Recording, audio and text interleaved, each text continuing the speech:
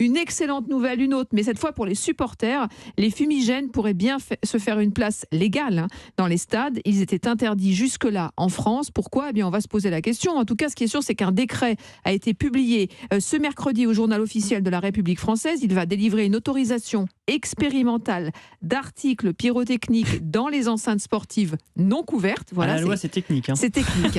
Et elle sera effective, cette loi, à partir de jeudi, c'est-à-dire demain, et pour une durée de 3 ans. Et ce sera seulement ouvert aux clubs sportifs participant à un championnat organisé par une ligue professionnelle. Il y a quand même des conditions. L'objectif est clair, tendre vers la disparition de leur utilisation illégale et non sécurisée dans les tribunes des stades. On est avec un spécialiste, Pierre Barthélémy. Bonsoir.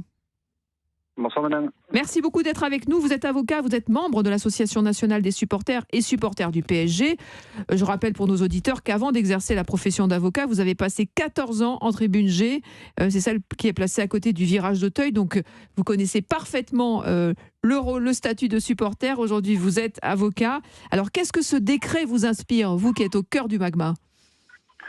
Alors c'est une très bonne chose, mais il faut éviter ce qu'on a pu voir sur les réseaux sociaux aujourd'hui. C'est pas une légalisation de la pyrotechnie, c'est une expérimentation à titre dérogatoire. Donc la pyrotechnie reste interdite dans les stades, mais à titre dérogatoire, un club avec ses supporters peut demander l'autorisation au préfet de réaliser match après match des expérimentations ou des animations pyrotechniques dans des conditions qui sont discutées et ensuite autorisées par la préfecture. Donc ça restera à chaque fois des demandes individuelles, match par match et club par club. Mais c'est une très bonne chose parce que ça met fin à un système d'hypocrisie où tout le monde était ravi de ces animations pyrotechniques, même les diffuseurs étaient ravis de faire la promotion des matchs avec ces images. C'est vrai. Et dans le même temps, on avait la moitié à peu près de la répression, la moitié des décisions de justice ou d'interdiction de stade contre les supporters qui étaient consécutives à l'utilisation de la pyrotechnie. Et donc c'est dans cette démarche qu'il y a d'abord eu un appel à projet en 2019, puis la loi de 2022 qui a autorisé cette expérimentation. Et c'est le décret qui permet de mettre en œuvre la loi en fixant les modalités de discussion avec le préfet pour le teneur d'autorisation.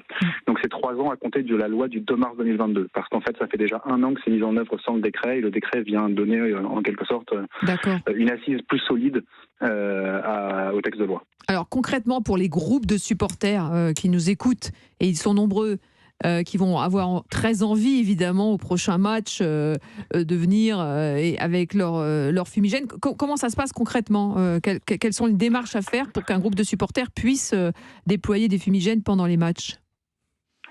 Alors 1 mois au plus tard avant un match, le groupe de supporters en collaboration avec son club a élaboré un schéma d'animation. Ensuite, le club remplit le dossier, l'adresse à la préfecture, et la préfecture a 1 mois pour autoriser ou pour refuser, sachant qu'en fait ce mois il est prévu aussi pour négocier. Ça va être des négociations sur quel endroit précis dans le stade on va le faire, combien de personnes vont être impliquées, combien d'engins pyrotechniques, à quel moment du match. Enfin, ça va être une négociation pour s'assurer que cette animation ne va pas présenter de risques sécuritaires. Ah d'accord, donc il y a quand même quelques freins à la spontanéité, j'ai envie de vous dire.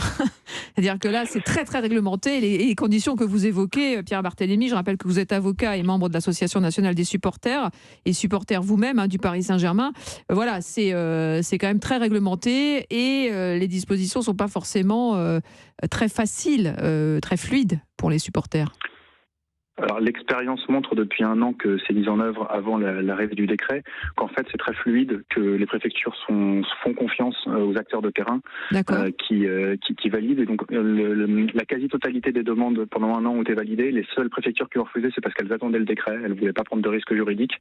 Mais toutes les autres préfectures ont accepté. On a des expérimentations qui sont allées jusqu'à 120 engins pyrotechniques, avec une assez grande liberté sur l'endroit dans les tribunes. La seule contrainte qu'on constate en 1 an d'expérience, c'est que les préfectures n'autorisent pas le craquage de ces fumigènes pendant que le jeu se déroule, parce que l'objectif c'est de pas qu'il y ait de la fumée qui interrompt le match. Mais en revanche, ça arrive très régulièrement à l'entrée des joueurs, ou à la mi-temps, ou à la fin du match, sans grande limitation. Donc la pratique offre en fait en réalité une plus grande souplesse que ce que les textes peuvent laisser penser. Et dernière question, c'est une bonne nouvelle ou une mauvaise nouvelle pour vous, donc du coup, avec tout ce que vous venez de nous expliquer pour les supporters ? C'est une très bonne nouvelle, d'abord parce que ça montre que par le dialogue entre toutes les parties prenantes, on arrive à progresser, on n'est plus dans des postures et des oppositions de principe. Et ensuite parce que le rapport de Sacha Houlié et Marie-Georges Buffet en mai 2020 a démontré qu'en fait, le principal risque lié à la pyrotechnie, c'était la conséquence de la répression, c'est-à-dire que les supporters, pour pouvoir passer les fouilles sans se faire interpeller, sciaient ou enlevaient des fumigènes la partie sécuritaire, la partie par laquelle on permet de le tenir avec la main sans le brûler, et ensuite dans le stade, se cachaient sous des bâches inflammables ou sous des banderoles pour allumer le fumigène et donc ne pas être repéré par les caméras au moment de l'animation du fumigène. Donc en fait, en créant cette animation, on va éliminer le risque sécuritaire principal, sachant que dans le même temps, pour l'instant, en un an, toutes les évaluations renvoyées par les clubs aux préfectures disent qu'il n'y a pas eu le moindre incident, la moindre blessure, ni le moindre abus, c'est-à-dire qu'il n'y a pas eu plus de fumigènes allumés que prévu ou il n'y a pas eu de transformation des fumigènes en projectiles. Donc pour l'instant, c'est une très très bonne avancée. Eh bien, merci beaucoup, Pierre Barthélémy, pour ces précisions ce soir dans Europe 1 Sport. Et belle saison à vous, du coup, en tant que supporter du Paris Saint-Germain. Et merci beaucoup. Merci, au revoir.